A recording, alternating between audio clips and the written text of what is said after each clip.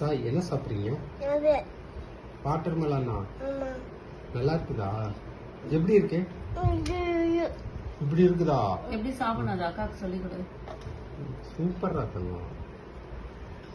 Very good. டேஸ்டா இருக்கா? எப்படி இருக்கு?